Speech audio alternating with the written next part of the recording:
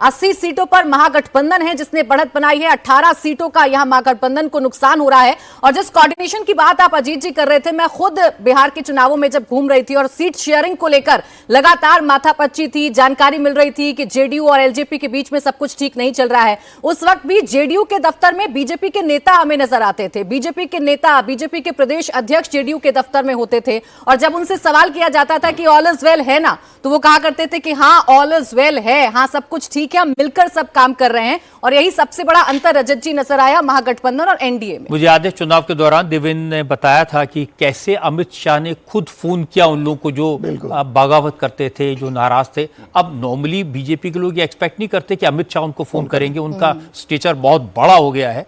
लेकिन उन्होंने फोन किए, लोगों को समझाया, किसी को डांटा भी होगा, तो एक रास्ता निकाला कम से कम। और पहले सर जब उनको सूची दी गई तो सिर्फ 20 लोगों की सूची दी गई, तो उन्होंने कहा कि नहीं, मुझे 200 लोगों की सूची चाहिए और छोटे से छोटा भी कार्यकर्ता हो, अगर थोड़ा भी असंतुष्ट हो तो उससे सीधा एक तो वो भी हुआ था कि महागठबंधन ने किसी कैंडिडेट को मिलने बुला लिया, बोले कि गृहमंत्री देश का बगल में बैठा हो तो मैं उठ के कैसे जाता, वो नॉमिनेशन ही नहीं कर पाया। नहीं कर पाया। और अभी पटना की सीट पर मेयर के बेटे लगा कि वो निर्दलीय लड़ेंगे, तो बुला करके मिले, अमित शाह बुला करके उनसे मिले, उनको समझाया, तो इस तरह से मैनेज किया गया, सब मिल करके मैनेज कर रहे थे। अब एक दिलचस्प अभी कहा प्राची ने कि कुम्हरार सीट लगता है जनसुराज के केसी सिन्हा पीछे हो गए, वो ट्रेडिशनल सीट है बीजेपी की वहां, और बीजेपी ने इस पर बड़ा प्रयोग किया था। सिर्फ 2 कायस्थ लड़ाते थे लोग, एक टिकट काट करके अरुण सिन्हा की, और वहां संजय गुप्ता को उम्मीदवार बनाया गया था, और इस वजह से वहां कायस्थों में बड़ी नाराजगी थी।